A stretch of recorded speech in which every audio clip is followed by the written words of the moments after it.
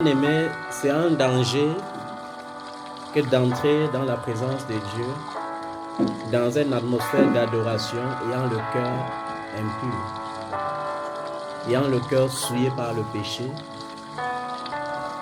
Et on s'est rendu compte que même les religieux prêtent beaucoup attention à cela, plus que ceux qui sont nés de nouveau. On va voir les gens qui ne s'entendent pas à la maison, mais qui viennent occuper le premier siège à l'église. On va voir les choristes qui sont censés apporter la louange de la bonne odeur dans la maison du Seigneur, qui vivent dans l'impudicité, dans le mensonge, mais qui dimanche peuvent chanter comme des anges. Généralement, ce qui pousse les gens à croire qu'il y a trop de sainteté dans l'église, c'est la musique. La musique.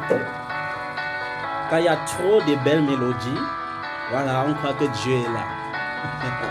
Parfois, Dieu n'est pas là. Il a dit, mes vrais adorateurs sont ceux qui m'adorent en esprit et en vérité. En esprit veut dire, je l'adore étant en communion avec lui-même. Je l'adore avec l'esprit qu'il a mis en moi, avec l'esprit qu'il m'a donné comme héritage. Et en vérité signifie avec justice, intégrité, avec des pensées pures, avec un cœur résolu. Amen. Il ne sert à rien de vivre dans le péché et de chanter des cantiques. C'est une abomination. Il ne sert à rien de vivre dans le péché et de prétendre adorer Dieu. C'est une confusion très grave. Parce que l'adoration que tu fais dans le péché peut apporter sur ta vie une malédiction. L'adoration que tu fais étant dans le péché peut pousser Dieu à te frapper. Parce que l'adoration signifie la présence de Dieu. L'adoration signifie quoi? Voilà. C'est ça qu'on appelait en hébreu, Shekinah. La Shekinah signifiait la présence de Dieu. Bon, pas cette Shekinah qui est devenue aujourd'hui très banalisée et qui a des tendances sectaires. Je parle de la vraie présence de Dieu en hébreu. Shekinah. Amen. La Bible dit, accorde-toi promptement avec ton prochain, pendant que tu es encore en chemin pour aller à l'église. S'accorder promptement veut dire, mon cœur doit être pur vis-à-vis de mon prochain et pur vis-à-vis de mon Dieu. Mon cœur doit être comment?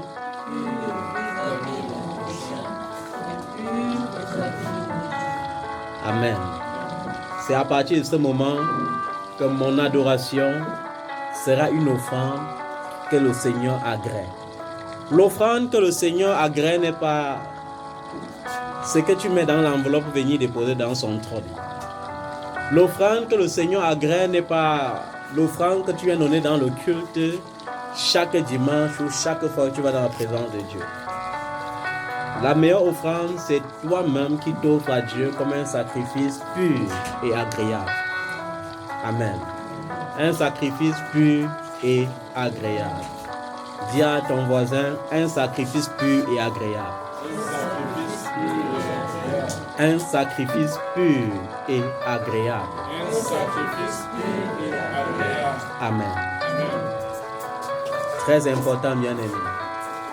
Et pourquoi j'insiste là-dessus? Parce que nous sommes en train d'aborder la dernière semaine du 7e mois. La dernière semaine du 7e mois. Et je ne veux pas être ce prophète qui se focalise sur Habakkuk chaque fois pour dire si elle tarde, attends-la. Non. Je préfère encore te dire si elle tarde, lève-toi. Si elle tarde, examine-toi. Si la prophétie tarde, lève-toi. Si la prophétie tarde, examine-toi. Amen. Le moment n'est plus ce moment où les gens vont se focaliser sur elle. Si elle tarde, attends-la. Non.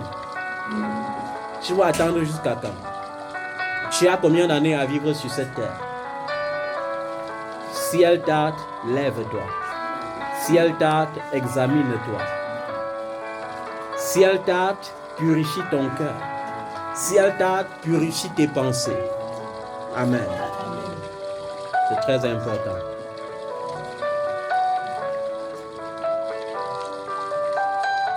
Le plus grand moment dans la vie d'un enfant de Dieu, ce sont les moments de louange et d'adoration. Lorsque tu loues Dieu, c'est comme si tu l'invoquais 2 fois. Parce que le Seigneur siège dans la louange et dans l'adoration. Et à chaque fois que tu loues Dieu, avec un cœur pur, Dieu descend vers toi pour te visiter. Et à chaque fois que tu l'adores avec un cœur sincère, lui-même il t'invite dans ses parvis, dans les cieux, et dans sa présence, il y a des bénédictions et des bénédictions. Vous ne savez pas, ça me fait mal de voir que les gens partent passer des nuits de veillée de prière et le matin, ils sont malades. Le matin, ils sont tourmentés par des problèmes. Normalement, dans la présence de Dieu, il y a la guérison. Dans la présence de Dieu, il y a la solution. Quand Dieu visite son peuple, à chaque fois que Dieu a visité son peuple, il a changé l'histoire de son peuple. Il n'y a personne dans la Bible qui a reçu la visitation de Dieu et est resté stérile ou est resté avec la même condition. Non, ça n'existe pas. Généralement, c'est parce que nous servons plus les hommes que Dieu lui-même. Nous avons la crainte de nos leaders spirituels, mais nous n'avons pas la crainte de Dieu. Nous aimons l'ambiance. Waouh!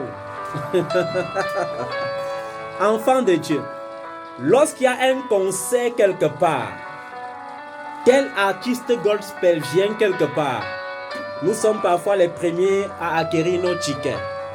Nous sommes les premiers à aller occuper les meilleures places. Mais le dimanche, si le culte commence à 9h, c'est à 9h que nous commençons à nous préparer. Ça veut dire, nous aimons l'ambiance, nous n'aimons pas Dieu. Bien-aimé, à partir d'aujourd'hui que tu comprends cette vérité, chaque fois que tu pars au culte, quand tu sors de la présence de Dieu, si tu sors avec la même condition, examine-toi. Ou bien examine le culte. Il y a 2 possibilités, soit tu t'examines, soit tu examines le culte. Parce que la bénédiction dépend aussi du vase qui véhicule le culte. Tu as le droit et le plein droit d'examiner même le vase qui te conduit dans le Seigneur. Tu as le plein devoir de dire, Seigneur, révèle-moi la vie de mon Père spirituel. Tu n'as pas seulement le plein droit de prier pour sa protection ou pour sa prospérité. Il faut souvent plus prier pour la révélation de sa vie, de son intimité avec Dieu. Parce que plusieurs pères finissent par écoper l'esprit qui était sur Saül. Et lorsqu'un père est habité par le mauvais esprit de Dieu, ta petite dimension de spiritualité ne peut pas t'amener à comprendre que ton père n'est plus dans l'onction originale. Ne touchez pas à mes joints ne signifie pas n'examinez pas mes joints. Amen. Je dois examiner la vie de l'homme parce que ma bénédiction aussi dépend du vase qui coule dans sa vie. Et c'est très important. C'est très important. Un vase qui sème les mariages distants ne produira que les mariages distants. Un vase qui sème la limitation ne produira que des vases de limitation. La Bible dit que tout homme ne peut donner que ce qu'il a reçu depuis le ciel. Qu'est-ce que tu as reçu depuis le ciel? C'est ça que tu peux donner. Amen. Et cette exhortation vise à préparer ton cœur pour le type de message que nous allons recevoir ce jour. Un message glorieux par la grâce de Dieu.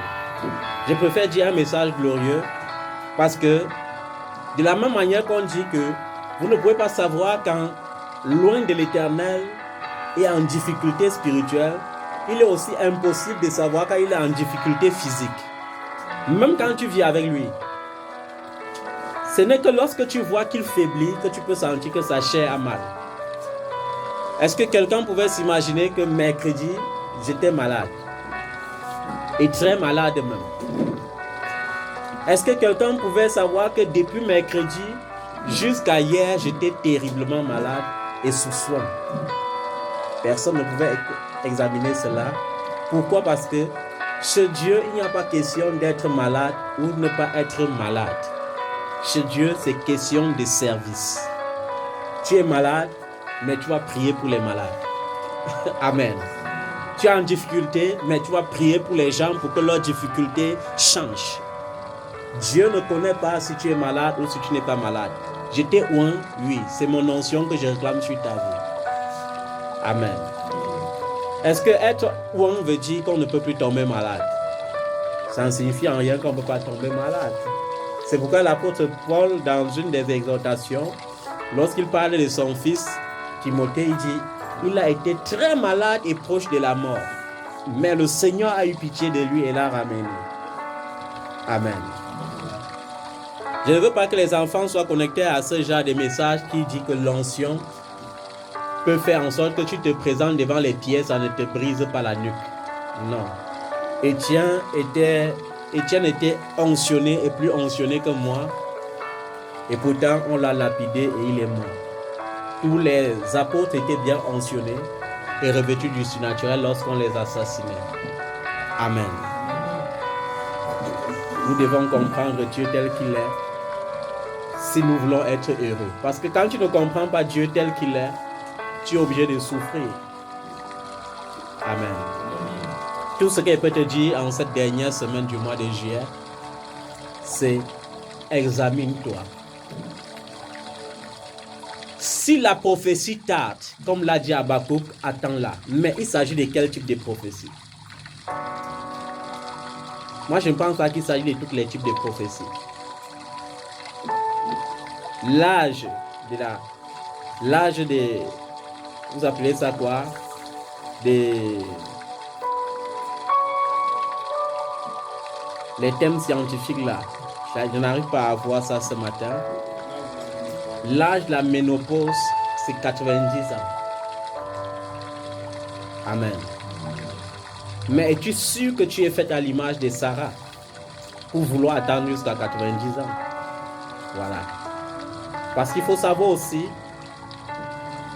celui à qui tu ressembles dans l'histoire biblique. Nous ressemblons tous à quelqu'un dans les temps anciens. Amen. Il ne sert à rien de dire: Seigneur, bénis-moi de la bénédiction d'Abraham, si toi-même, tu sais au fond de toi que tu ne suis pas les traces d'Abraham. Ça ne sert à rien. Amen. Ne dis jamais: Seigneur, rends-moi roi comme David. Parce que je suis sûr que tu ne peux pas honorer le nom de l'Éternel comme David. Mais si tu es sûr, tu peux demander à Dieu de te bénir comme David. Il va le faire. En Dieu, il n'y a ni changement, ni ombre de variation.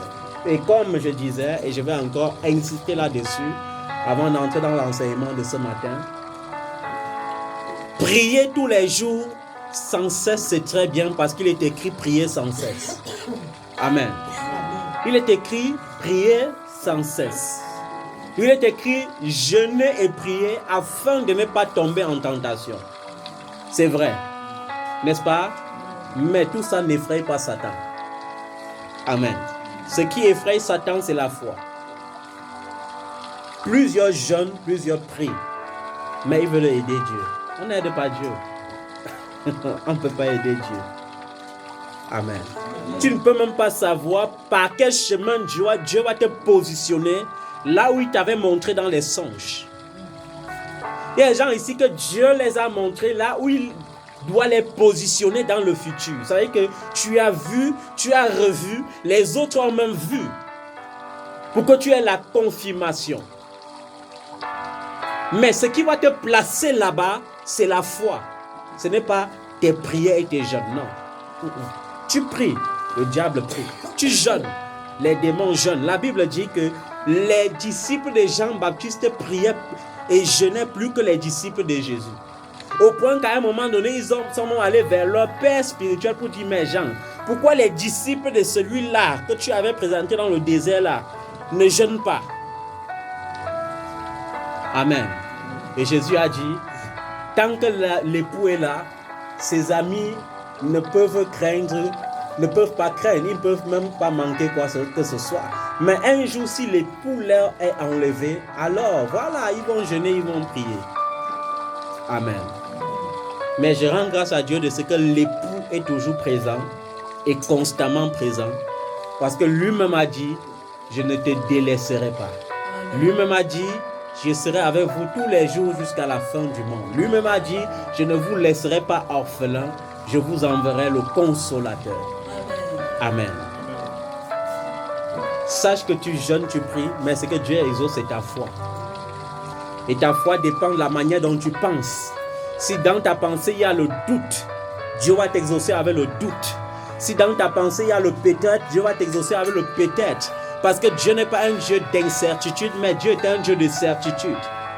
Dieu n'est pas un Dieu qui tâtonne, mais Dieu est un Dieu précis, un Dieu de précision. Et la Bible dit que celui qui doit s'approcher de Dieu doit croire en son existence. C'est pourquoi Jésus, pour nous faciliter la tâche, avait dit, lorsque vous demandez, croyez que vous avez déjà reçu. Il ne vaut pas la peine de demander la richesse à Dieu si tu ne crois pas déjà en la richesse. Non, ne demande pas. Je crois que Dieu peut faire de moi un homme riche, alors je demande à Dieu de faire en sorte que cela se matérialise et devienne réalité. Parce que c'est la foi qui amène les choses invisibles à devenir des choses visibles. Amen. Dieu exauce ta foi. C'est pourquoi Jésus ne disait pas, je prie pour toi. Devant plusieurs situations, il disait que cela te soit fait selon ta foi. Il aimait poser cette question, crois-tu? Oui, je crois que cela te soit fait selon ta foi. Que cela te soit fait selon ta foi. Crois-tu que tu peux encore te marier? Oui, je crois que cela te soit fait selon ta foi. Crois-tu que tu peux encore te marier peut-être? Au lieu, voilà, que cela te soit fait selon ta foi et que ton peut-être te pousse à traîner jusqu'au jour où tu croiras fermement. Amen. Crois-tu que tu peux encore réussir? Je crois fermement que je peux encore réussir. Que cela te soit fait selon ta foi. Crois-tu que tu peux guérir de cette maladie? Je crois que cela te soit fait selon ta foi.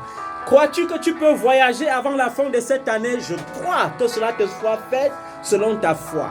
Crois-tu que tu auras un fiancé, une fiancée avant la fin de cette année? Je crois, alors que cela te soit fait selon ta foi. C'est comme ça que Dieu fonctionne. Je suis fatigué des enfants qui croient que Dieu c'est un marabout. Et qui ont l'attitude d'aller vers Dieu comme on va vers un marabout. Non, c'est pas comme ça que ça fonctionne. Jeûne comme tu veux. Donne les semences comme tu veux. Sème les prophéties comme tu veux. Mais si tu n'as pas la foi, rien ne changera. Les prophètes vont vous dire, par souci des marchandages, que vous devez s'aimer. Amen. Est-ce que quelqu'un peut refuser qu'on lui donne de l'argent? Vous allez s'aimer et rien ne doit se produire parce que vous s'aimez et vous n'avez pas la foi. Non. Dieu a besoin que tu crois. La Bible dit que Dieu paye pour délivrer ceux qui croient en lui. Dieu est le rémunérateur de ceux qui le cherchent. Je crois en Dieu et Dieu me paye pour ça. Vous voyez un travail si facile, un travail rémunéré gratuitement. Ça veut dire que tu crois seulement en Dieu et il fait de toi sa priorité. Mais c'est tellement dur pour les humains de comprendre ça. Pourquoi? Parce qu'ils sont endoctrinés par des doctrines, par des fables, par des philosophies qui les éloignent du véritable. Sois connecté au véritable. Jésus paye. Il te paye parce que tu as cru. Il te paye. Tu as cru en moi. Oh, je vais t'honorer dans ta génération. Tu crois que je peux? Oh, voilà ce que je cherche. Amen. Ce n'est pas la prière d'Abraham qui a fait d'Abraham le père de la foi. C'est sa foi. C'est sa foi. La Bible dit que Abraham crut en Dieu et cela lui fut imputé à justice. Il fait comment? Il crut en Dieu. Est-ce qu'Abraham était saint, comme vous pouvez imaginer, quelqu'un saint et saint et saint plus? Non, mais il avait ce que Dieu recherche, la foi. Amen. La foi. La foi te donne la détermination. La foi te donne la force d'avancer. La foi te donne la mentalité des vainqueurs. Même lorsque tout va mal, même lorsque les conclusions sont méchantes, même lorsque les conclusions sont fatales, tu sais en qui tu as cru. Tu sais en qui tu as cru et parce que tu sais que ton Dieu donne toujours la victoire, tu sais que c'est la victoire qui t'attend. Amen. Amen. Très important. Et nous allons entrer dans le message du jour. Le thème de ce message, c'est vivre sa destinée telle que Dieu avait prévu et non la destinée imposée par les hommes. Amen. Vivre sa destinée telle que Dieu avait prévu et non la destinée imposée par les hommes. Et tu vas prier avec moi ce matin, tu vas dire avec moi, Saint-Esprit, Saint-Esprit, toi qui as la révélation du Père et du Fils, toi qui as la révélation du Père et du Fils, toi le Dieu plein de sagesse, de force, toi le Dieu plein de sagesse et de force, toi le Dieu qui donne la révélation, toi le Dieu qui donne la révélation. accorde-moi la grâce d'avoir la révélation de cette parole ce matin, Accorde-moi la grâce d'avoir la révélation de cette parole, de vivre la révélation de cette parole ce matin, de vivre la révélation de cette parole ce matin, de manifester la révélation de cette parole ce matin, de manifester la révélation de cette parole ce matin, afin de vivre la destinée parfaite que tu avais prévue pour moi dans le ciel. afin de vivre la destinée parfaite que tu avais prévue pour moi dans le ciel. Au nom de Jésus-Christ. Au nom de Jésus-Christ. Amen. Amen. Et nous ne pouvons pas parler de destinée sans parler de la destinée de Jésus, homme. Jésus, homme. Jésus, homme. Dieu parmi les hommes qui était pleinement Dieu et qui était pleinement homme. Amen. Dans sa condition humaine, il est né de la postérité de David selon les promesses de l'Éternel. Fils de Joseph, fils de David. Joseph charpentier. Vous avez vu comment la destinée peut décroître. David était un grand roi, mais voilà quelqu'un qui naît des générations plus tard, qui est juste charpentier, qui a une modeste vie. Amen. Ça me fait penser aussi un peu à moi. Amen. Ça me fait penser à la royauté terrestre qui coule dans mes veines parfois. Parce que quand je regarde la royauté et comment mes ancêtres prévoyaient seulement que nous, on aura seulement le sang royal, comment on prend mon arrière-grand-mère, reine-mère dans une chefferie, elle engendre une fille, on envoie encore dans une autre chefferie et on veut perpétuer le système pour que le sang royal demeure. Vous avez vu comment ça se passait dans le passé. Mais au ciel, ce n'est pas ça. Bien aimé, au ciel, ce sont les qualifiés qui sont destinés à régner. C'est pourquoi il y a quelqu'un qui voulait me reprendre sévèrement récemment. Je lui ai dit, tu n'es pas qualifié à juger les anges, alors laisse loin de l'Éternel tranquille. Quand tu n'es pas qualifié à juger les anges, ne viens pas juger les zones de l'Éternel. Amen. Parce que pour être qualifié à juger les anges, il faut être dans le critère des 144 000. 144 000.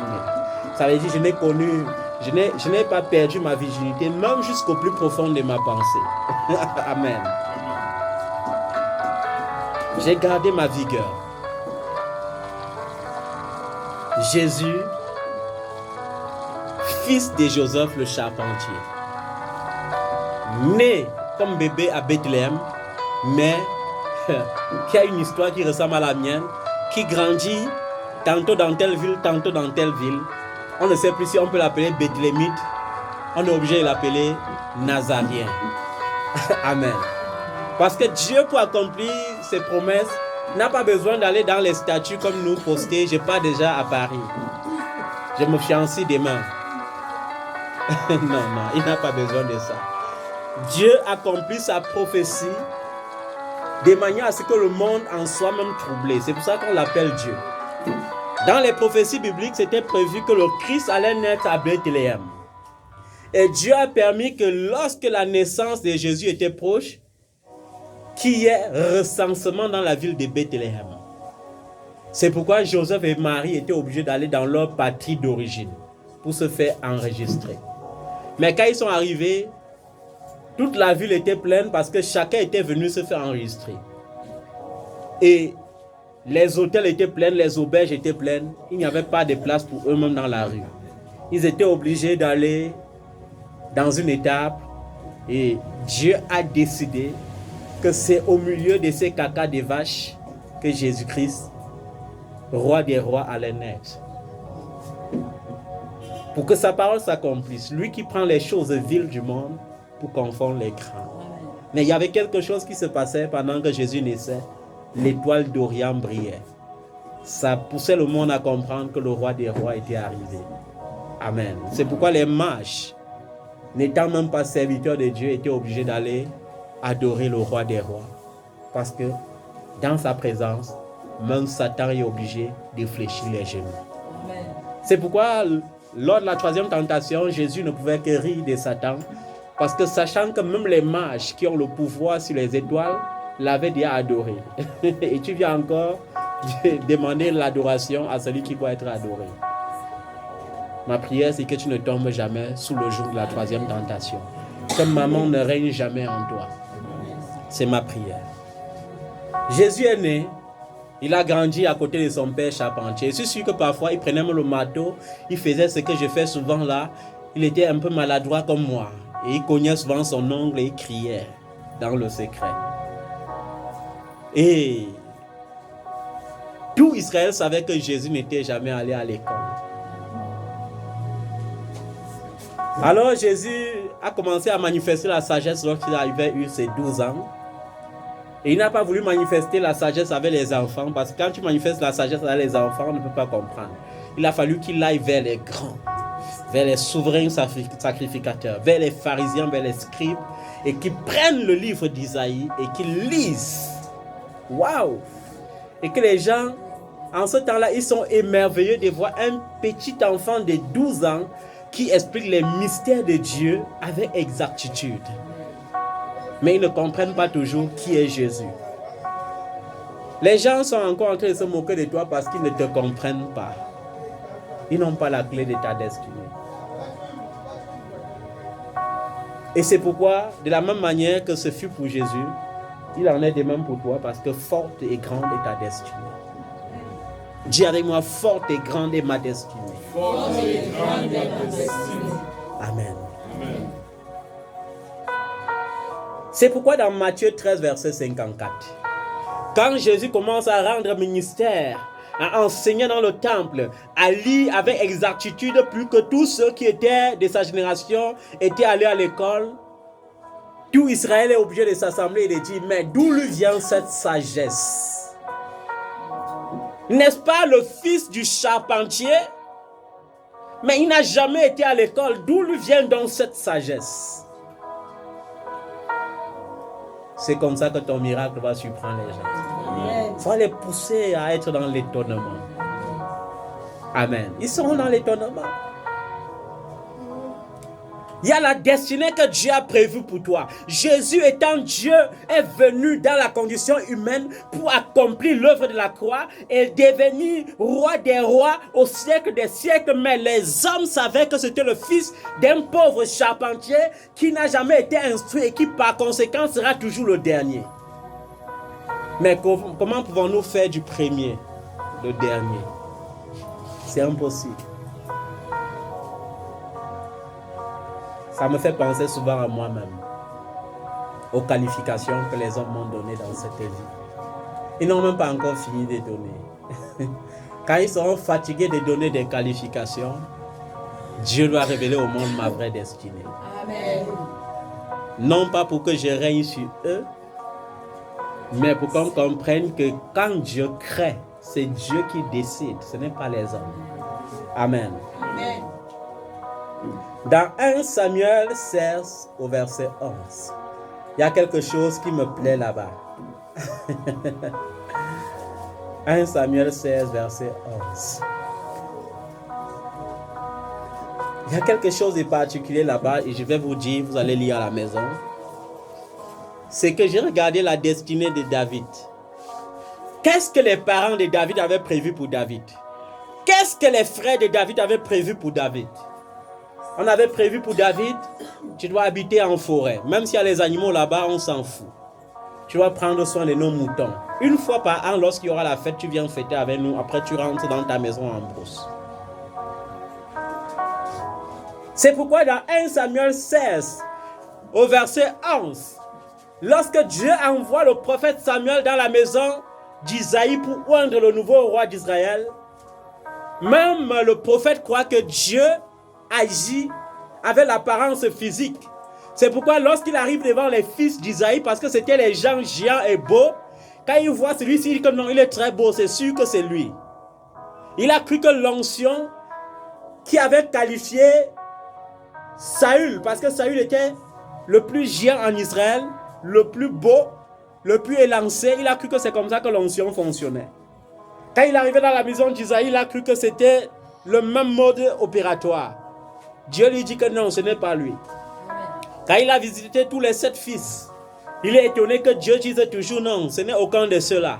Il a été obligé de dire à Isaïe, mais tu es sûr que ce sont là tous tes fils? Mais il faut voir comment Isaïe répond de manière négligeable. Il y a le plus jeune là, il a un brousse là-bas. Mais tu penses que quoi? Est-ce que ça peut être un homme comme celui-là? Mais lorsque le prophète Samuel arrive vis-à-vis de David, la Bible dit qu'il avait les cheveux blonds. Amen. Il était beau aux yeux de l'Éternel. Et Dieu lui dit, ouin-le, c'est lui, va, ouin-le. Il est obligé même d'abord d'aller l'étrangler d'abord. D'aller dire, je sais le jassy contre moi d'abord parce que mais il faut que je profite aussi de ça malgré l'onction que j'ai. Verse l'huile royale sur sa tête. C'est lui. Oh Seigneur Jésus. Quand il y a l'onction royale sur ta vie, tu es obligé d'être martyrisé. Tu es obligé d'être vu comme le dernier dans ta famille. Lorsqu'on fait des réunions, c'est contre toi. Ça ne sera jamais pour toi. Quand tu arrives, il y a un silence total. Pourquoi? Parce que les gens ont tellement calomnié ton nom qu'ils sont même fatigués. Les gens sont fatigués d'attendre qu'il y ait toutes les mauvaises nouvelles dans ta maison. Ils sont fatigués qu'il y ait les mauvaises nouvelles dans ta vie. Ils sont fatigués. Ça veut dire qu'ils souhaitent ça. Ils souhaitent ça. Quand ils ne voient pas arriver, ça les fait mal. Quand ils t'appellent au téléphone, comment ça va? Quand tu dis très bien, oh, ça les rend fous. Ils font semblant d'être contents, mais ils ne sont jamais contents. Ils en forment des blocs contre toi. Pourquoi? Parce que grand est ta destinée. Amen. Je ne sais pas quelle qualification on te donne souvent. Le malfaiteur, le frappeur, le vaurien, l'époux erré. Ce sont des qualifications qu'on nomme souvent. C'est-à-dire, chacun veut. Le diable les inspire à vouloir toujours t'oppresser. Pourquoi? Parce que le diable veut te distraire au maximum. Le diable veut te voir pleurer au maximum. Il sait qu'un roi, quand il est dans sa royauté, n'a plus le temps de pleurer. Un roi, quand il est dans sa royauté, n'a plus le temps de donner les ordres parce qu'on exécute ses ordres. Maintenant, qu'est-ce qu'il faut? Il faut qu'il te maltraite d'abord au maximum. Il faut qu'il te fasse même faire en sorte que tu doutes même de ce que Dieu t'a montré. Dieu t'a montré, mais il veut que tu doutes. Il y a plusieurs parmi nous ici qui ont vu leur destinée depuis les années. Depuis. Moi-même, votre père qui vous parle, ça fait plus de 25 ans ou 27 ans que le Seigneur m'a montré la révélation de ma gloire terrestre. C'est l'une des choses qui me motive à ne pas être un prophète commerçant. C'est l'une des choses qui me motive à ne pas servir maman. À ne pas me plier devant les exigences de maman. Et il a montré à plusieurs aussi. Plusieurs enfants au travers le monde entier ont vu. Et plusieurs ayant vu et ayant attendu plus de 10 années se sont même découragés et ont dit que non, c'est sûr que c'était une fausse vision. Mais j'attends. Si Dieu a préparé Moïse pendant 40 ans, qui suis-je pour qu'il ne me prépare pas? Je ne veux pas me focaliser sur le fait que les gens ne vivent plus 100 ans sur la terre, parce que si les gens ne vivent pas 100 ans sur la terre, c'est leur problème. Je ne suis pas venu sur la terre avec quelqu'un. et je ne partirai pas avec quelqu'un. Dieu a son plan pour ma vie. Amen. Dieu connaît le nombre de mes années. Il sait si je passerai par la mort physique ou il sait si je serai enlevé. Personne ne sait ça. Dieu sait. Amen. Alors c'est tant mieux pour toi si tu es sur la terre pour vivre en fonction des autres. Non, non. Dieu pour nous créer a créé l'individu. Il ne t'a pas créé avec quelqu'un. Il a dit faisons l'homme. Il n'a pas dit faisons les hommes. Faisons l'homme à notre image et selon notre ressemblance. C'est-à-dire que lorsqu'il me créait, il a dit il faut que je façonne mon élu. Amen. Il n'a pas dit il faut que je façonne mes élus. Il a dit il faut que je façonne mon élu. Particulièrement le prophète Simon, je dois le fabriquer comme ça, comme ça, comme ça. Je vais mettre en lui tel talent, tel talent, tel talent. Non, il n'a pas dit que je mets en lui le talent de tel prophète, de tel. Il a dit non, je mets le talent que j'ai désiré pour lui-même. Amen.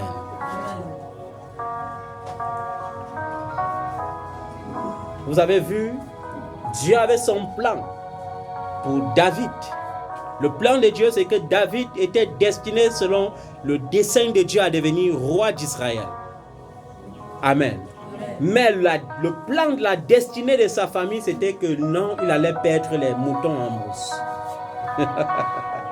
Amen. J'ai aussi vu dans Genèse 25, verset 28, quelque chose qui m'a marqué. Pourquoi est-ce que Isaac préférait Ésaü à Jacob? Parce que Ésaü était un chasseur de viande et Isaac aimait la viande. Vous avez vu comment? Et c'est ça même dans nos familles aujourd'hui. Une maman accouche elle-même ses enfants. Et on vous classe par ordre d'importance. Donc on vous aime par ordre de mérite matériel. Ça y est, c'est votre seule mère. C'est elle-même qui vous a tous accouché. C'est elle-même qui vous a tous élevés. Mais on vous aime en fonction de ce que vous pouvez produire. On vous aime en fonction de l'image que vous avez sur la terre. L'image des biens matériels. Ma fille telle, est-elle mariée à un milliardaire? Voilà, c'est ma fille préférée. Je vais aller souvent en congé chez elle. C'est là-bas qu'il y a le bien-être. Quand je pars chez elle, c'est pour faire 2 mois. Ma fille là, elle fait quoi? Elle se débrouille là-bas. Bon, elle mange pas bien. Quand il part là-bas, il va faire quelques heures après, je pars. C'est comme ça que ça fonctionne. Et vous croyez qu'il y a quoi de nouveau sur la terre? Isaac aimait son fils Isaïe parce qu'Isaïe lui donnait la viande et il mangeait. Amen. Dans sa tête, pour se convaincre de ça, il disait à sa femme que ah, tais-toi, ton fils Jacob là, c'est un faible. Dis donc, il est tout dans tes marmites là-bas. Il connaît seulement se laver le corps et marcher comme quelqu'un qui ne connaît rien faire. Voilà mon fils premier-né. Il savait que ce n'est même pas le premier-né. Mais il dit c'est le premier-né. Pourquoi? Parce qu'il est sorti le premier. Ce n'est pas parce que tu sors le premier que tu es le premier-né. Non. Ça ne fonctionne pas comme ça. Chez Dieu, il n'y a pas de combine. Dieu avait donné la révélation à Rebecca. Dans ton ventre, il y a 2 nations. Dans ton ventre, il y a les jumeaux. L'aîné sera assujetti au cadet. Amen. L'aîné sera comment? Assujetti au cadet. Mais comme Dieu ne fait pas la combine, le moment où elle a eu les contractions, c'est la main de Jacob qui sort d'abord. On met alors le bracelet qui qualifie que voici le premier-né. Il rentre ça dans le ventre pour que la prophétie s'accomplisse. Maintenant, c'est Isaïe qui sort maintenant en premier. Et on dit, oh oui, c'est le premier. Il a ouvert la brèche. Alors que le premier-né est encore dans le ventre. Quand le premier-né sort maintenant, le père connaît seulement qu'on dit que c'est Isaïe qui est sorti le premier. Et maintenant, le père met toute son affection sur le premier-né parce qu'en Israël, la loi disait que le premier-né est le successeur du père. Et maintenant, Dieu met les talents de la royauté sur Jacob. Vous savez, un roi est toujours là, il n'aime pas les travaux difficiles là. Non, non, il n'aime pas ça. Il n'aime pas ça. Laver les marmites là, bon. Quand il veut cuisiner là, il cuisine ce qui est dit après. Il ne cuisine pas ce qu'on va chercher pour apprêter. Non, non. Ça doit être prêt là, il peut cuisiner. Et quand il cuisine, ça sent tellement bon. Mais son frère, quand il va au champ, il terrasse les gibiers, il terrasse les biches, il terrasse les gazelles. Et son père aimait ça. Amen. Quand il rentre, son père dit, oh mon fils chéri est rentré, tu as tué quoi aujourd'hui? Le lion. Oh, prépare-moi ça, je mange. Amen. Mais ce n'est pas comme ça. La qualification d'Isaac vis-à-vis de son fils Jacob, c'était que quoi? Il va vivre derrière les mamies de sa mère. C'était sa part. Mais Isaïe, mon fils premier-né, il va tenir mon bâton. Alors que ce n'est pas ce que Dieu avait prévu. Dieu avait prévu que c'est Jacob qui allait tenir le bâton d'Isaac. Et quand Dieu promet quelque chose, ça s'accomplit. Amen. Je ne sais pas à quel moment tu as beaucoup découragé. À un moment donné, on peut se sentir découragé, on peut se sentir frustré par cette vie. Tu peux faire le résumé comme ça et dire, oh, rien ne va. Rien ne va. Comme moi, un jour, je m'assois et dis, mais Seigneur, c'est quoi? Je ne comprends pas. C'est toujours parce que tu m'as appelé ou c'est comment? Moi, je ne comprends pas ma vie. Personne ne loue. Moi, je suis toujours en train de louer les maisons avec toutes les maisons qu'on a à Yaoundé. On loge les autres, mais moi, je suis toujours en train de louer. Quand la fin du mois arrive, il faut toujours payer le loyer. S'il faut sommer ces loyers, ça fait les millions que je ne fais que payer. Mais Seigneur, c'est comment? Il me dit, je t'ai mis à part. Amen. Je t'ai mis à part. Tu dois payer le loyer. Mais après, maintenant, je vais te prendre, je vais te mettre là où tu es censé être. Et vous savez, quand vous êtes dans cette condition, ceux qui ne connaissent même pas comment on a loué la maison un jour, ils sont derrière vous, en train de citer vos problèmes à votre place. Ils vont citer. Pourquoi? Parce que le diable met ça dans leur cœur. Ils vont citer. Leur but, c'est de t'attrister. Tu dois être triste. Tu dois être triste. Je me rappelle quand j'étais petit, mon plus grand héritage, c'était mon sourire. Peu de personnes ont connu ce sourire. J'étais souriant, un enfant toujours souriant. Et j'avais une de mes soeurs qui détestait ma face parce que j'avais toujours le sourire figé. Tu ne pouvais pas savoir si cet enfant est fâché ou pas. Toujours souriant. Et c'était un sourire remarquable. Amen. Peu importe là où on pense te mener, sache que tu iras plutôt là où Dieu avait prévu. Amen. Peu importe. Dans ta famille, parce que tu te débrouilles encore, tu es délaissé, tu es rejeté, tu es méprisé. Oh là là. Et ce n'est pas leur faute. Hein. Même la Bible le dit, la pauvreté c'est une mauvaise chose. Hein. Même un tonton qui ne peut pas acheter les bonbons est un tonton inutile. Hein. Tu peux rendre visite aux enfants, tu es incapable de les garder et les bonbons, tu es quel genre de tonton ou quel genre de tantine. Tu seras la bienvenue la première fois, mais à la deuxième fois, on va te classer. Hein? Que Dieu vous bénisse avec des richesses. Amen. La pauvreté, ce n'est pas bon, c'est pas bon, c'est pas bon. Refusons cela au nom de Jésus. Amen. Et dans Genèse 37, il y a quelque chose qui m'a marqué. Dans Genèse 37, dans l'histoire de Jacob lui-même, il y a une révélation cachée dans ça. À un moment donné, j'ai voulu me poser la question. Pourquoi Jacob fabrique un habit spécial pour donner à son fils Joseph? Alors que Joseph n'est même pas le deuxième né. Il n'est même pas le troisième. J'ai dit, mais Seigneur, je ne comprends pas. Comment il fait ça? Comment tous les parents là ont tendance à faire tout la combine? Après, j'ai compris. Jacob n'avait pas désiré épouser Léa. Non. Il était amoureux de Rachel. Il avait désiré épouser Rachel. Alors, on l'a forcé Léa. Léa n'était pas trop belle à son goût, mais Dieu a rendu Léa féconde. Amen. Amen. Mais Jacob n'attendait qu'une seule chose pour trancher. Que sa bien-aimée enfante. C'est pourquoi lorsqu'elle a enfanté Joseph, il lui a directement cousu une tunique spéciale. Pour dire ça, c'est mon successeur. Fils premier-né. Tu as dit dans ta loi que c'est le premier-né, non? C'est le premier-né de la femme que j'avais désirée, de la femme que j'aimais. C'est elle. Amen. Amen. Mais les enfants de la première femme ne pouvaient pas comprendre ça. C'était difficile. C'est pourquoi Ruben, Siméon, tout ça était tout en train de dire, mais le père là est devenu même fou. Donc il veut que celui-ci arrache ma place. Mais il y a quelque chose que je n'ai pas compris dedans. Jacob avait destiné son fils Joseph à régner sur les 12 tribus d'Israël. Dieu n'avait pas prévu cela pour Joseph. Dieu avait prévu quelque chose de plus grand. Dieu avait dit, je mets en lui la couronne de la royauté, la couronne de la principauté. Je le destine à être prince dans une nation plus grande. Amen. Je le destine à cela.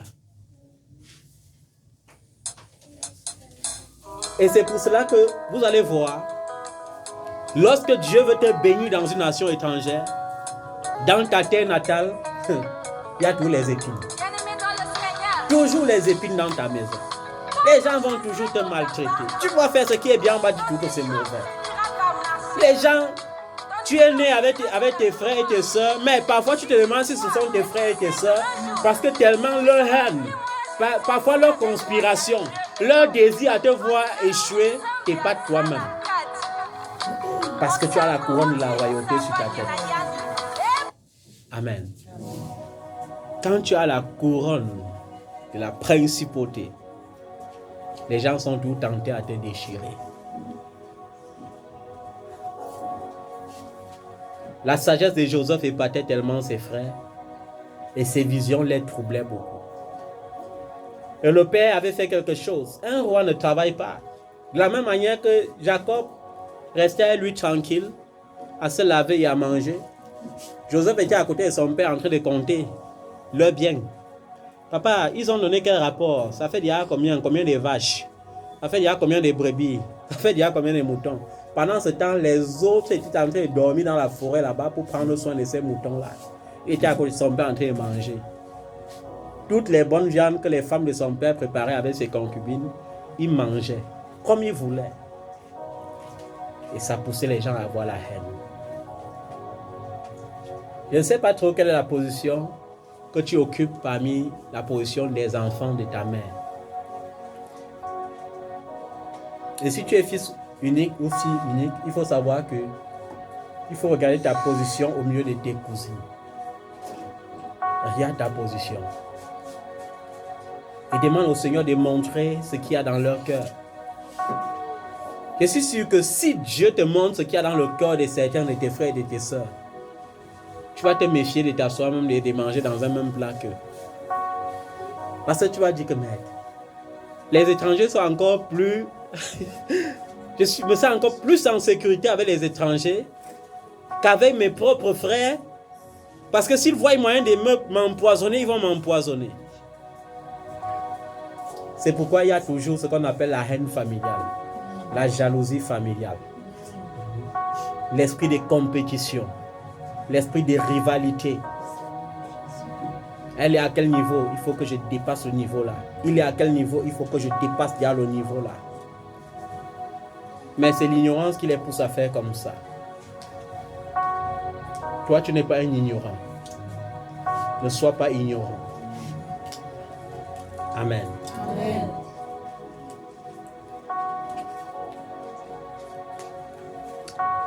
Et pour conclure cet enseignement, parce que je ne dois pas être long,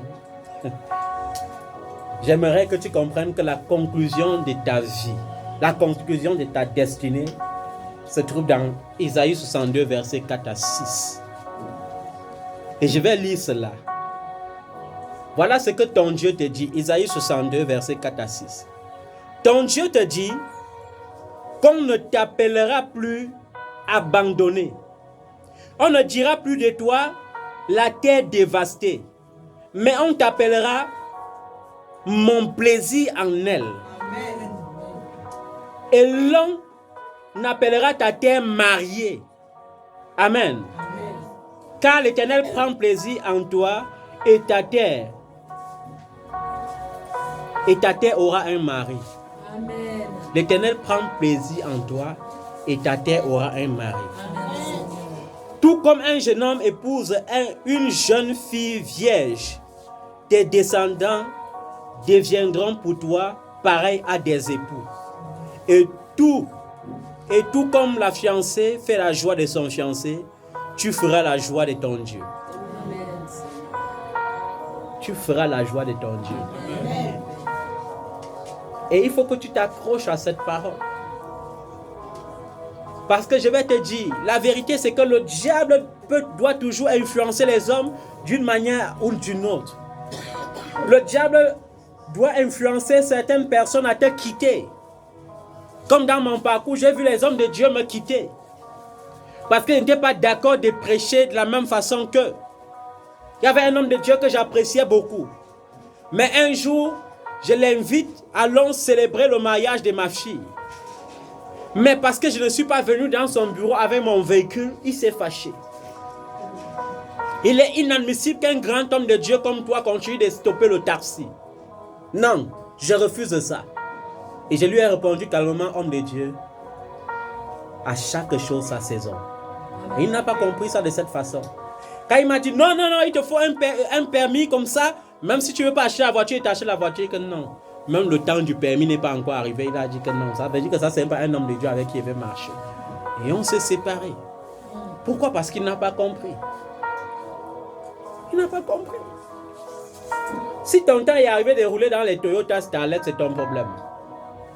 Moi, j'attends ma V8. Si ma V8 n'est pas accomplie, moi, j'attends. Parce que même véhicule, il y a véhicule et véhicule. Même maison, il y a maison et maison. Je dois rester en location jusqu'au jour où il a prévu. A-t-il prévu un duplex? A-t-il prévu un palais? Alors, il m'établira là-bas. Mais en attendant, je dois attendre et sans me compromettre. Amen. Amen. Et sans imiter qui que ce soit. Et sans guetter à gauche ou à droite. Je dois aller tout droit au but. Au but. Au but et servir. Servir et non me faire servir. Car le Fils de l'homme est venu pour servir et non pour être servi. C'est ça la devise d'un homme de Dieu. C'est ça la devise d'une servante de Dieu. Servir et non être servi. Amen. Amen.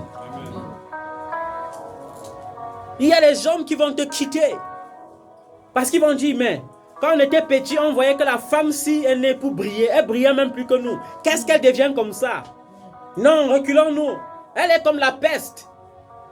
Cet homme était toujours le premier dans notre génération en classe. Mais aujourd'hui, qu'est-ce qui ne va pas? Nous tous, on a le matriculé tout là, il marche à pied, il fait... C'est même comment comme ça? C'est quel genre de malédiction qui a sur sa vie? Le diable poussera les gens à te quitter.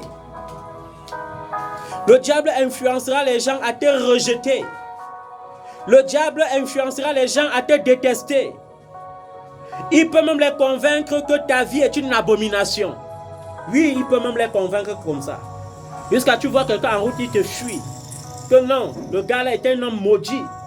Si il m'en vient le saluer, il va me contaminer avec sa malédiction. La femme là est une abomination. Si elle m'approche d'elle, ma vie deviendra une abomination. Oui. Mais souviens-toi que le Seigneur te dit que malgré tous les noms que le diable a poussé les gens à te donner, on va t'appeler déchet, moins que rien, rien ton. Mais sache que malgré tous ces noms que les hommes te donnent, poussés par le diable, sache que malgré la qualification, regardez, elle est née pour être célibataire. Regardez, elle est née pour finir seule. Regardez, cet homme-là, il est né pour finir seul, il va finir seul. Peu importe ce genre de conclusions. Ton Dieu te dit que rien de tout ça ne changera jamais le plan parfait qu'il a pour ta vie. Amen. Rien de ça ne changera le plan parfait que Dieu a pour ta vie. Le plan initial de Dieu, c'est quoi? Il veut que je prospère à tous égards. Il veut que je sois en bonne santé. C'est ça le plan initial de Dieu. Amen. Il ne veut pas que je sois seul. Il a dit, il n'est pas bon pour toi d'être seul. Je te donnerai une aide semblable. Le plan initial de Dieu n'est pas que je sois stérile. Il a dit, sois fécond. Amen. Le plan de Dieu n'est pas que je sois dernier. Il a dit, tu seras la tête et non la queue. Amen. Le plan de Dieu n'est pas que je hais ça et là. Il a dit, je serai béni dans la ville comme je serai béni dans les campagnes. Amen. Ça veut dire, peu importe la région que je choisis, Dieu me bénira là-bas. Amen. Peu importe les qualifications. Et je vais te dire, ce que Dieu promet, il a déjà fait dans plusieurs vies. Ruth était regardée comme une veuve désespérée. Non seulement elle était veuve, mais son mari en mourant n'a même rien laissé. Elle était veuve et désespérée, ne sachant même pas où aller et pauvre. Mais Dieu a pourvu pour Ruth un mari riche et respecté en Israël. Dieu peut faire. Dieu ne dit pas les choses qu'il ne peut pas faire. Amen. Il suffit juste de croire. Amen. Et il n'y a pas seulement Ruth. Sarah était vieille et stérile. Dans sa génération, les gens ont dit, oui, elle est belle et puis ça fait quoi? Une beauté qui ne porte pas de fruits, c'est quel genre de beauté? Regarde-moi une femme qui est née pour encombrer quelqu'un. Elle est allée barrer la route dans la vie d'Abraham comme ça, le salut avec, voilà, elle est toute vieille carapace. Elle était belle, ça fait quoi? Mais ça n'a pas empêché que Dieu lui fasse enfanter dans sa jeunesse. Et elle a enfanté Isaac. Il suffit de croire. Peu importe ce que les gens disent. Peu importe les qualifications qu'on te donne.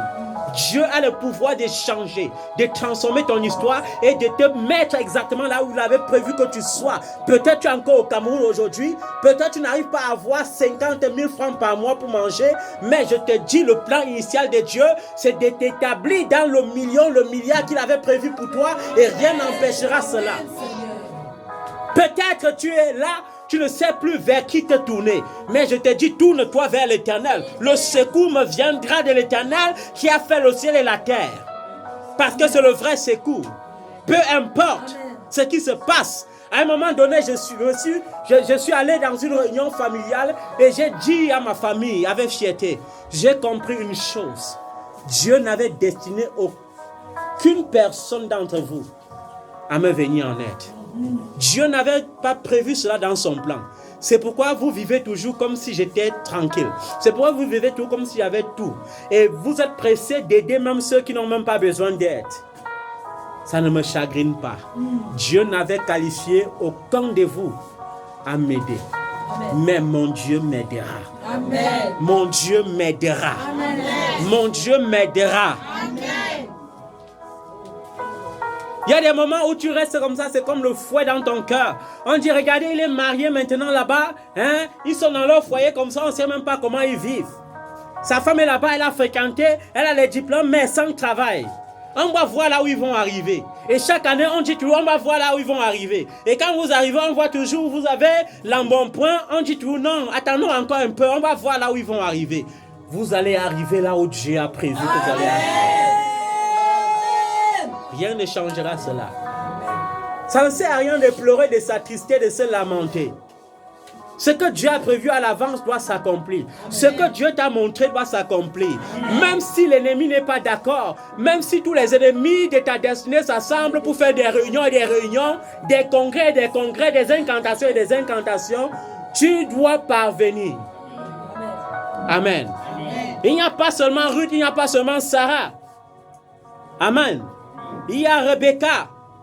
Rebecca avait fait plus de 7 ans de ménage sans concevoir. Aujourd'hui, il y a des gens qui sont mariés seulement à 2 ans, ils s'inquiètent. Mais Rebecca, son cas était même laid parce que Dieu avait même révélé à son mari qu'elle était stérile. Amen. Amen. Mais son mari ne s'est pas lamenté. Son mari n'a pas dit, il faut que j'aille faire les enfants dehors. Non. Il a dit, il faut que je me tourne vers celui qui a créé la femme et qui seul peut rendre la femme féconde. Et il s'est tourné vers le Dieu de son père Abraham. Et il a invoqué le Dieu de son père Abraham. Et le Dieu de son père Abraham a dit, voilà, c'est ce que j'attendais, je t'exauce. Rebecca va porter 2 nations dans son ventre. Il va porter 2 nations dans son ventre. Parce qu'il veut m'assurer que la postérité d'Abraham soit nombreuse comme le sable de la mer, comme je l'avais dit. Amen. Amen. Parce que si Dieu voyait que s'il donnait les jumelles, ça allait être limité. Une femme, même si elle accouche un par an, elle peut dépasser 20 enfants. Mais un homme, s'il prend 12 femmes, vous ne connaissez pas le plan de Dieu. S'il prend 12 femmes fécondes, et que 12 femmes disent, ça fait 120. 120. Vous ne connaissez pas Dieu quand il va accomplir ses promesses. C'est pourquoi il avait trouvé bon de donner 2 garçons pour s'assurer que la prophétie qu'il avait donnée à son nom Abraham s'accomplisse et que sa postérité soit nombreuse. Amen. Amen. Mais les gens sont là aujourd'hui. Papa, depuis que je suis marié, je n'arrive pas à concevoir. Tu n'arrives pas à concevoir parce que ta prière, c'est le désespoir. Ta prière, c'est seulement les pleurs. Ah, mon Dieu, bénis-moi pour que les gens sachent que... Est-ce que Dieu a besoin qu'on sache qu'il est Dieu? Papa, bénis-moi maintenant pour que les gens témoignent qu'il prie un Dieu vivant. Qui t'a dit que Dieu veut que toi qui montres aux gens qu'on prie un Dieu vivant? Il a beau un Dieu mort. Les gens prient mal. Ils se lamentent au lieu de prier. Mais la Bible te dit, si un homme faiblit au jour de sa détresse, alors sa force n'est que détresse. Amen. Amen. Au jour de ta détresse, sois fort. Au jour de ta détresse, souviens-toi que tu es un Dieu redoutable. Au jour de ta détresse, souviens-toi que l'Éternel ne ment point. Au jour de ta détresse, souviens-toi que Dieu a changé la vie de Ruth. Dieu a changé la position de Sarah. Dieu a changé la position de Rebecca. Il peut changer ta position. Amen. Amen. Amen. Anne était stérile. Elle a même consacré plus de 5 enfants de sa épouse. Et chaque année, sa épouse disait, regardez-moi ça. On dit que tu es belle, non, Anne? Et voir si tu vas manger la beauté là. En dehors de voler les nuits de mon mari avec ta beauté là, tu peux encore faire quoi? Morceau de bois sec. Hein? Mon mari vient pour moi 2 jours, il vient dormir chez toi 2 mois, et puis quoi? Tu n'as pas remarqué quand mon mari vient même seulement pour 1 jour là, le lendemain, je suis directement enceinte. Femme inutile. Et elle pleurait. Elle pleurait. Elle pleurait. Et dans sa ville, on disait, oh, Anne est belle, mais stérile, oh, ça ne sert à rien. Oh, elle est belle, ça ne sert à rien. Mais on ne savait pas que Dieu avait prédestiné Anne à être la mère du premier grand prophète qui avait le pouvoir de rendre et d'établir les rois en Israël. Personne ne pouvait imaginer cela. Un prophète qui naît et qui vient succéder à un prêtre qu'on a maudit et éradié de la terre. Les gens ne pouvaient pas imaginer cela. Peu importe ce qui se passe, les gens ne peuvent pas imaginer ce que Dieu est en train de préparer pour toi. Amen. Il y a certains qui vont me dire, papa, j'ai déjà beaucoup attendu. Moi-même, ton père, j'ai beaucoup attendu. J'attends. Mais je dis, il y a 2 types de prophéties. Il y a les prophéties qu'il faut attendre. Il y a les prophéties pour qu'il faut se lever à les conquérir. Si elle tarde, lève-toi. Si elle tarde, examine-toi. Parce qu'il y a certaines malédictions qui ne viennent que lorsque le cœur est qualifié dans la sainteté. Amen. Amen. Oh Jésus, je t'aime. Les gens ne peuvent pas savoir pourquoi.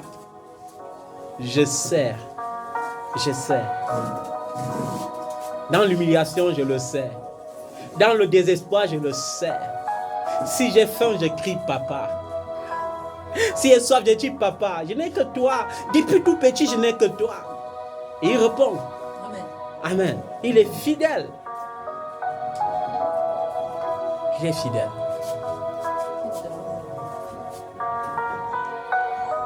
Amen. Amen. Élisabeth, dans sa génération, était toujours stérile.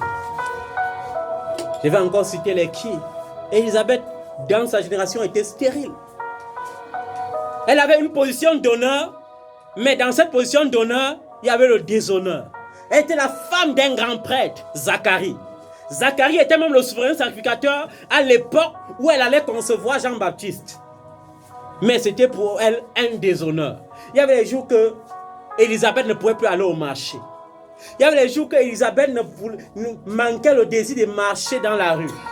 Parce qu'elle disait que mais depuis 30 ans qu'on a tout fait, stérile sorcière derrière moi, si là. On m'a encore dit davantage, je suis fatigué de vivre ça.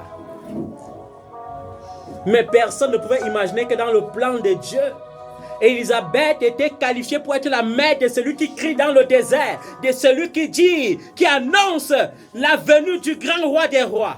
Personne ne pouvait savoir cela en Israël. On savait que pour elle, tout était fini. Et en plus, elle avait il y a plus de 60 ans. On savait que c'était fini. C'est pourquoi lorsqu'elle est tombée enceinte, elle a dit que maintenant on va dire que la sorcellerie l'a débordé. Mieux je me cache dedans avec ma grossesse jusqu'à ce que j'accouche. Et c'est comme ça que lorsque la gloire de Dieu va se manifester dans ta vie, les gens vont dire, oh, qu'est-ce qui s'est passé? N'est-ce pas la femme là qui errait à gauche, à droite, là-bas sans savoir où aller? N'est-ce pas la femme là qui était là avec ses enfants sans mari? N'est-ce pas l'homme là qui était là-bas comme ça là? Il louait la maison, il n'avait même pas à payer, le bailleur venait l'insulter. N'est-ce pas l'homme là qui mangeait la banane parce qu'il n'avait pas le choix? N'est-ce pas celui-là qui mangeait le tapioca parce qu'il n'avait pas le choix? N'est-ce pas celui-là qui marchait encore en babouche? N'est-ce pas celui-là qui a écrit les demandes jusqu'à se fatiguer? Qu'est-ce qui s'est passé? On l'a dit pour Jésus.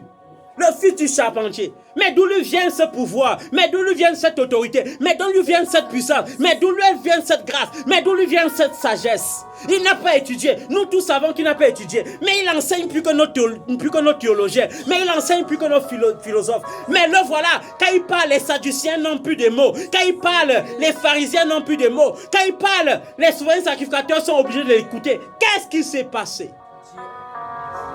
Parce que quand Dieu veut accomplir ses promesses, il n'y a pas d'obstacle à cela. Amen.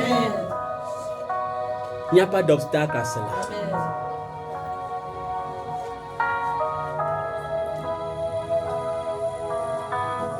Aujourd'hui, les gens voient en moi un éducateur parfait. Mais d'où m'est venue cette éducation?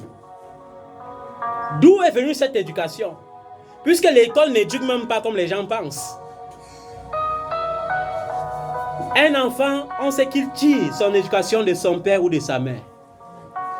Mais j'avais compris depuis tout petit que le vrai père et la vraie mère, c'est Jésus-Christ de Nazareth. Et j'avais compris que lorsque tu es connecté à sa parole, waouh, les fils des étrangers te flattent. Waouh, les fils des rois se lèvent en ta présence. Waouh, tu deviens le réparateur des brèches. Amen. Amen. Peu importe ce qui se passe, bien-aimé, sache que ça va aller. Amen. Ça va aller. Amen. Amen.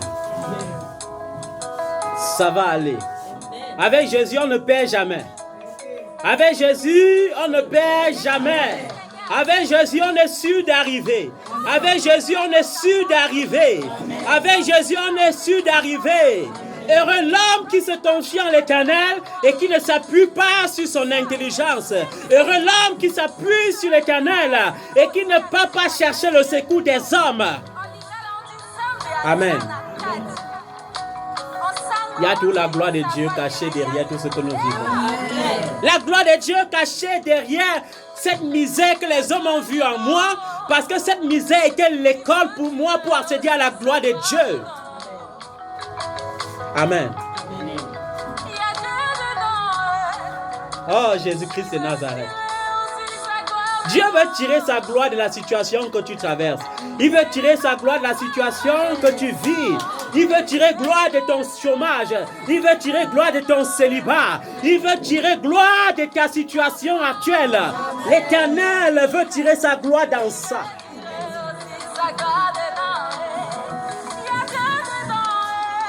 Il y a Dieu dedans qui veut tirer sa gloire dedans. Il y a Dieu dedans, il veut tirer aussi sa gloire dedans. Il y a Dieu dedans, il veut tirer aussi sa gloire dedans.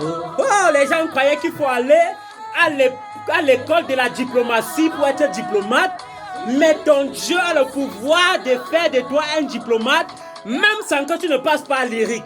Ton Dieu a le pouvoir de te faire asseoir à la table avec les grands sans diplôme. Avec ou sans diplôme, ton Dieu peut t'établir. Ton Dieu peut t'établir. Vous avez vu ce jeune homme qui allait en France, il n'avait pas de diplôme. Il n'avait pas de carte de séjour. Il vivait caché dans le foyer, derrière son frère. Mais Dieu avait prévu qu'il allait sauver un enfant du balcon. Et il allait directement aller au champ des Élysées s'asseoir avec Macron. Dieu est capable de tout. Dieu est capable de tout. Ceux qui désespèrent sont ceux qui ne connaissent pas Dieu. Pour ma part, je ne désespère plus. Et je prie que le désespoir en toi se taise au nom de Jésus-Christ de Nazareth. Je prie que tu cesses de désespérer, que tu cesses de te lamenter, que tu te souviennes que ton Dieu est grand, que ton Dieu n'a pas changé. Amen. Le Dieu qui fait sortir le pauvre et l'indigent du fumier, et qui le fait asseoir à la table avec les grands, à la table avec les grands, à la table avec les grands, à la table avec les grands. Les grands de ta famille ne pouvaient pas t'aider parce qu'il y avait déjà l'onction de la grandeur en toi. On n'ajoute pas la grandeur sur la grandeur. Amen. On n'augmente pas la grandeur sur la grandeur. Souviens-toi que tu étais un tueur de géants. Aucun géant ne doit résister devant toi. Tu es un tueur de géants.